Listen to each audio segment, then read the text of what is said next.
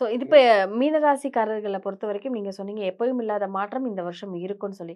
எதுல சார் மாற்றம் இருக்கு? இப்ப திருமணம் நடக்காம நெறைய பேரு அதுதாங்க இருக்காங்க. திருமணம் கைகூடுங்க. ம். அந்த திருமணத்துல சிக்கல் இருக்குன்றேன். திருமணம் பண்ணிட்டு வீட்டுக்கு போம்போது, அந்த மாமனார் வீட்ல மதிக்கல.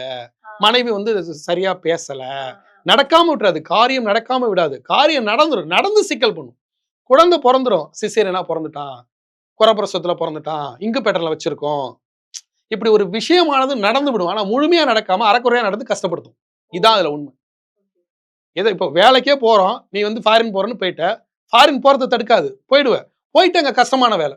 இங்க ஒரு வேலை சொன்னாங்க. இங்க வேற வேலை இருக்கு. அப்படி புலம்ப விட்டுரும். சரி, சரி. அதே மாரி ஒரு ஒரு முடிவுக்கு வராது. ஆமா. ஒரு குழப்பத்திலே இருக்கும். குழப்பத்துல வேலை கிடைச்சிரும். இப்போ ஒண்ணும் இல்ல. ஒரு கலைத்துறை சார்ந்தவர்களுக்கு ஒரு படம்.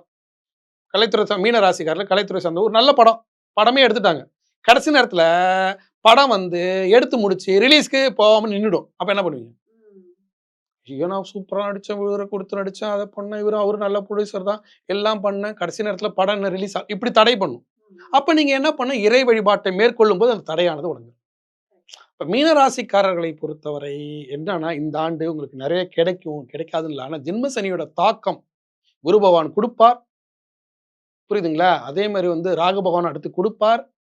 இது எல்லாம் இருந்தாலும், உங்களுக்கு ஜென்ம சனியோட தாக்கங்கிறது அத முழுமை பெற விடாது. பிரச்சனையாவே ஆமா இருக்கும். பிரச்சனையாவே இருக்கும். அந்த முழுமை பெற விடாது, பிரச்சனையாவே இருக்கும். ஒரு வீடு கட்டுவீங்க. வீடுலாம் ஓகே. ஆனா வீடு முடிக்க முடியல. சொத்தும் அப்படிதான். அது எல்லாமே அப்படிதான். ம். சொத்து வாங்கிட்டேன். எழுதியே வாங்கிட்டேன். ஆனா வில்லங்கம். பக்கத்து இடம் என்னதுன்னு சொல்லி சண்டைக்கு வரான். ஆ. அடிச்சுப்புட்டான். நான் கேஸ் குடுத்து அலைஞ்சுட்டு இருக்கேன். இப்படி வரும் வில்லங்கம். இந்த ஜென்ம சனிங்கிறது அப்படிதான் குடுக்கும்.